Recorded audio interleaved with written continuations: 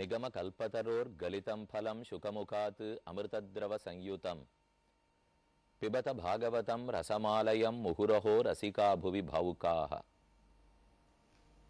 வேதமென்னும் மரத்தில் பழுத்த பழமாம் பாகவத புராணம். வேதங்கள் சொல்ல வந்த கருத்துக்களை ரசமாக இனிய சுவையோடு சொல்லக்கூடிய வல்லமை சுகாச்சாரியருக்கு.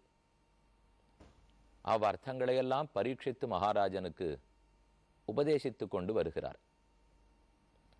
அதில் தற்போது நாம் 3வது ஸ்கந்தத்தில் 7வது அத்தியாயத்தில் உள்ளோம். இதிலே விதுரர் மைத்திரேயரிடத்தில் சில கேள்விகளை கேட்டதை நேற்றைய தினம் தெரிவித்தேன். பிரம்மம் உலகத்தை படைக்கிறதுன்னு சொல்லுகிறோம். எதற்காக என்னால் தன் லீலைக்காக என்கிற பதில் வருகிறது. பகவானோ கர்மங்களுக்கு வசப்படாதவன். அவனை கர்மங்கள் தீண்டாது. ஒருத்தன் ஒரு செயலில் ஈடுபடுகிறார் என்னால் கர்மாவினாலே பிறவி எடுக்க வேணும். பிறந்த இடத்தில் நாம் ஆசைகளை நிறைவேற்றி கொள்வதற்காக செயல்களில் ஈடுபடுகிறோம். மறுபடியும் பாபம் புண்ணியமாகிற கர்மங்களை சம்பாதிக்கிறோம். இது ஒரு சுழற்சி. ஆக கர்மங்கள்ங்கிற கட்டுகள் முதலில் இருந்தால்தான் பிறவியே. பிறவி எடுத்தால்தான் மேற்கொண்டு செயல்பாடுகளே. எப்போ முதலிலேயே பகவானை கர்மங்கள் தீண்டாதோ பின் எதற்காக படைக்கிறார்? ஏன் காக்கிறார்? ஏன் அழிக்கிறார்? இது ஒரு கேள்வி. சரி, அப்படியே படைக்கிறார், காக்கிறார், அழிக்கிறார்னு வைத்துக் கொள்வோம். அதில் நிறைய வேறுபாடுகள் உள்ளனவே. உயர்ந்தோர்களாக பலர், பணக்காரர்களாக சிலர், பண்பாளர்களாக சிலர், ஏழைகளாக பலர், படிக்காதவர்களாக பலர். அப்ப சிருஷ்டிக்குள்ள இத்தனை வேறுபாடுகள் உள்ளன.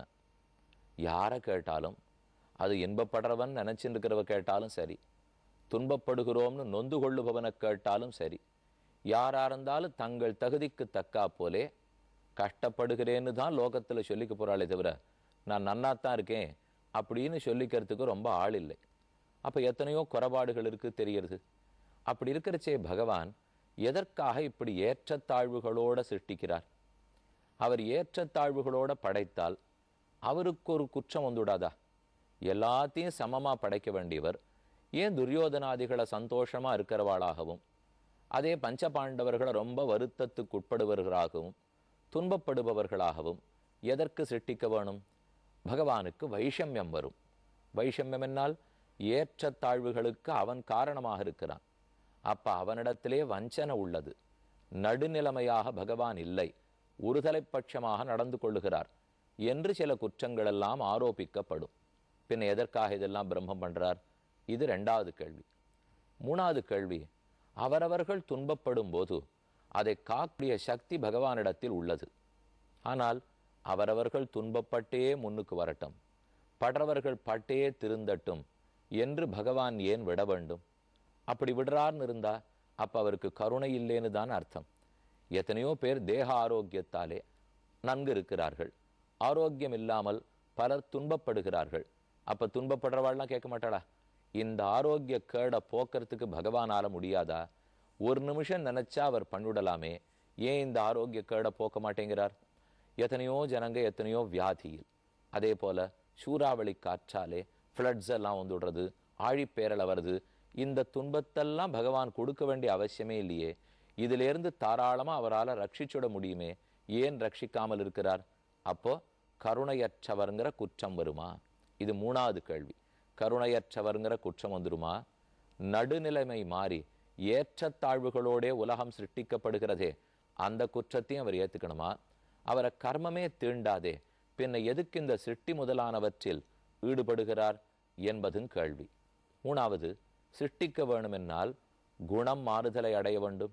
சத்வகுணம், ரஜோகுணம், தமோகுணம், இது 3 குணங்கள் எப்போதும் பிரகிருதியோட சேர்ந்தே இருக்கக்கூடிய குணங்கள்.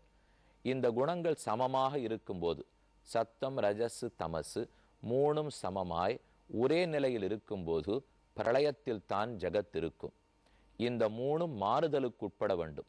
சத்தம் ரஜஸ் தமசுக்கு ஏற்ற இறக்கம் வர வேண்டும். அது துவங்கினால்தான் உலக சிருஷ்டி ஏற்படுகிறது. புரியறதுக்காக சொல்றேன். நம்ம உடம்புக்குள்ளே வாதம், பித்தம், கபம் என்று 3 உள்ளது.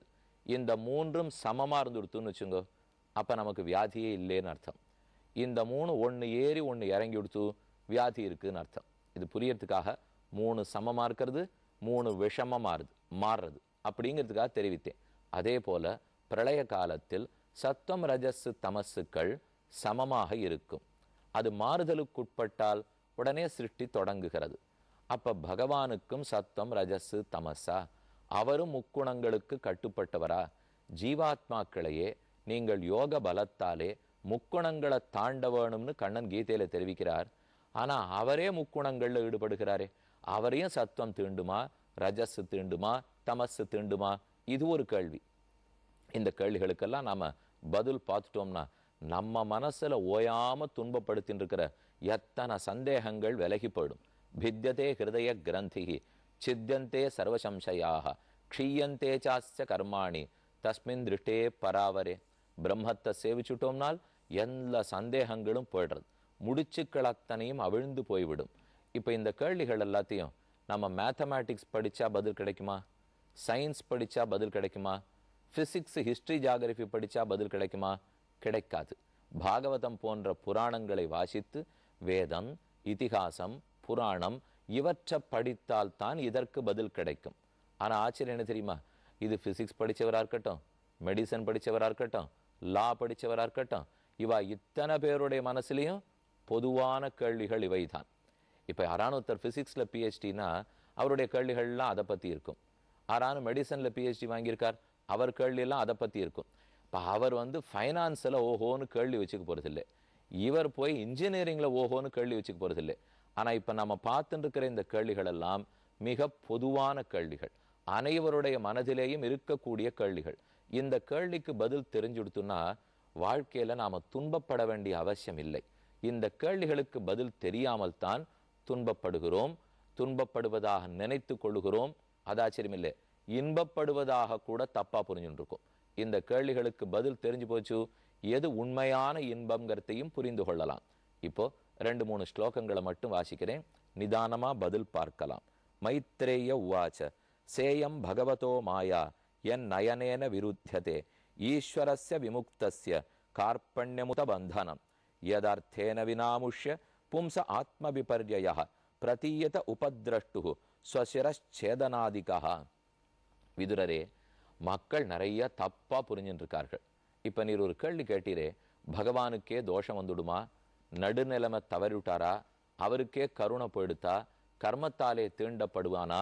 இது இத்தனை கேள்வி எப்படிப்பட்டது தெரியுமோ? ஒரு மனுஷன் ராத்திரி படுத்துன்னு தூங்குறான், சொப்பனத்திலே தன் தலையே யாரோ வெட்டுகிறா போலே பார்க்கிறான். கார்த்தால எழுந்தா தலை ஒழுங்கா கழுத்துல தான் இருக்கும், ஒன்றும் வெட்டும் படலை, அது உண்மைங்கிறது இல்லை அப்படிங்கிறத மறுநாள் கார்த்தால எழுந்துன உடனே புரிஞ்சு நோடுறான். அப்ப எழுந்திருக்கணும், அவனுக்கு விழிப்பு வந்துடுத்து தன் தலை வெட்டுப்படலேங்கிறத தெரிஞ்சு நடுவான்.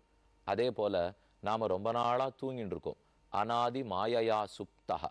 ஆண்டாள் தன்னுடைய போஷரத்திலே உறங்கியிருந்தவர்கள்லாம் எழுப்புறாளோ இல்லையோ, துயிலழாய் எழுந்திராய் என்ன ஒரு பாசுரமாய் எழுப்பி கொண்டு வருகிறாள். இப்போ புள்ளும் சிலம்பினகான் புள்ளரையன் கோவிலின் வெள்ளவெளி செங்கன் பேரரவம் கேட்டிலையோ பிள்ளாய் எழுந்திராய். அதை போல நாம் ஒத்தொத்தரும் எழுந்திருக்க வேண்டும். சுவாமி, தினப்படி கார்த்தால 5:30க்கு எழுந்திருக்கிறேன், ஓடுறேன் ஆஃபீஸுக்கு, மத்தியானம்லாம் வேலை பார்த்துட்டு ராத்திரி 11 மணிக்கு வந்து படுத்துக்கிறேன், என்னை எப்படி தூங்கிட்டு இருக்கீர்னு நீர் சொல்லலாம்னா வாஸ்தவம் தான்.